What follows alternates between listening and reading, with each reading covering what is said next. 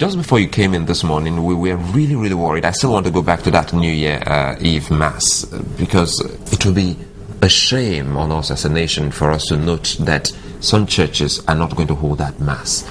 It means to some that the evil people are already in charge. What can we do as a nation now? What is the government going to do, especially around those churches in Motherland, some other places we know that these bad guys could target? Some of those equipment that have been bought by the government, can't they be deployed to comb this area so that people can now say, okay, now we can leave our cars in this distance because this other perimeter around the churches have been combed and it's safe for us to worship, so that this tradition of being in the church and getting into the new year can't be broken? Definitely, what the situation calls, as I say, is not panic, it's measures that will restore public confidence, that will restore citizens' confidence. Some of the measures are by government security agencies to increase the work we are doing now and improve on it. The second one is citizenship action. You know, for example, now we are here, we are. In the past, we didn't know anybody would come to a church or a mosque or a community and kill us. Now we have killers in our midst. That's what the first message to Nigeria. There are killers in our midst, killers for fun, evil people that are ready to kill themselves and kill other people. You know, the Holy Book said the heart of man is desperately wicked. Who can know it? You know, human beings are so nice, but they can be worse than beasts. Even lions don't kill unless they want to eat. But men can kill for fun. This is what we're in now. So what we need is to know that we're living in a new phase now. Every church should liaise with the police in their own environment. Also, we at communities should invest in said local governments, state governments can buy some of this equipment, because it's not all about federal government. The federal government will liaise, but we can buy and distribute some of those equipment to churches. Some churches are also in a position to buy their own. I'm really happy you're saying this. Sorry, you continue, because it brings us to the security vote. If they give security votes to some of the state governments, it then means that some of the local governments can also benefit and do what you just said. The equipment aren't very costly. It's simply the awareness that we're in a difficult situation. Even some churches and mosques can buy their own equipment. They are not such expensive equipment. So the idea is we will not need screening, especially in all churches that are in semi-urban areas, you know, and so on, where terror can easily hide, and they will need some equipment, you know, some screening and parking spaces, deploying security. Even, you know, citizens training at that level can operate some of the equipment. They are not so difficult. We've seen them in many hotels now. So we need them in all major churches, for example, so that there will be some screening before cars parked in. A good thing. We will need special parking spaces that are guarded with entrance, so that at the entrance, before you come and park your car, there is a screening for every vehicle that comes in. So these are the things that are coming. But you know, as I've said, we have entered a new phase. So we must also understand that our people are resilient. People are taking measures at different levels also that I've seen. I've gone to places and I've seen new thinking. I've seen new equipment. I've seen new measures. So the idea is for us to do more. But I believe state government, local governments, and federal government, we can all do our best by making sure we now secure most worshiping places, you know, in the country, so that if we know that there are lines of attack, we do that, and it's ongoing. I know. It's ongoing. Mr. Minister, you know, initially you said something. I still want to go back to this issue of state police. You said that we tried it in the 60s and it did not work because, you know, states did not use it properly as they should have used it. This time around, we're faced with new security threats. You did mention that amongst communities, people know the witches, they know the thieves amongst them. You don't think that if we had people who lived, policemen who did not live in barracks, who lived among the communities, intelligence work would be enhanced? But let me tell you something. What you need at state and local government levels is decentralized responsibility for security. It doesn't have to be with state police. I've made a point here. If I were a state governor today, under the present situation, I will call my community leaders together, segment them, village by village, hamlet by hamlet, chiefdom by chiefdom, community by community, and say, look, you, ABCD, you are responsible for any stranger coming into your place. We must have the report.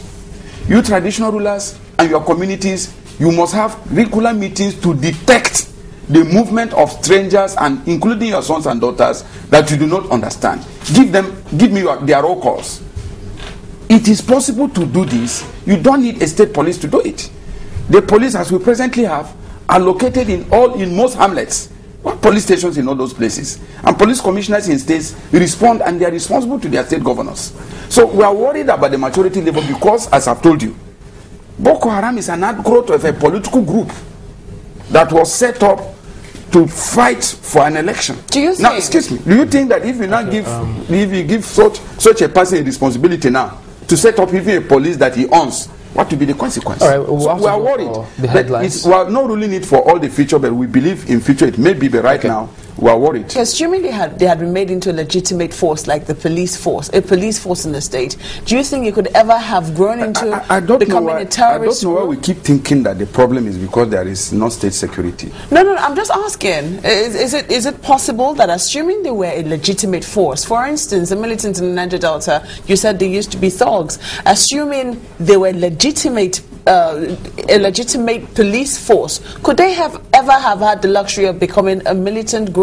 Let me tell you, the president will ask this question when we went to Ilorin to meet with the Interreligious Affairs Council. He said, look, we are studying the maturity of our political systems. You have to do things in line with what you think will work, not just for the sake of it. Nigeria is a young federation. We're a young democracy. And attitudes have not grown to reach a level where you can trust certain levels of society with power at that level. So we have to be a bit careful. And so we have had experiences in this country, and those experiences are guiding us. You look at local government elections that have been held. In every state, it is 100% for the party in power. No party wins a single seat. Once it is PDP or ANPP or ACN or Action Congress, 100% victory for the party in power. Do you want to trust that if they have legitimate security in addition to the thugs that are marauding the streets, that it will be better? So we want to see where we will go first. So the present federal police, which is made up of citizens from all over the country, is united, is a strong force. It does not come from the tribe, maybe in some multi-ethnic group. You know, a local government chairman or a governor may just go to his tribe and make all of their members his police. There are problems, please. Okay. Let's not just rush into things that we don't fully understand. Legislation now, because, I mean, the world is a global village. Countries that are faced with this kind of action would seem to compare how they responded with a view to learning, what is it that we can improve on that we're doing, and then we'll talk about legislation. When September 11 happened, the U.S. came up with what they call the U.S. Patriot Act.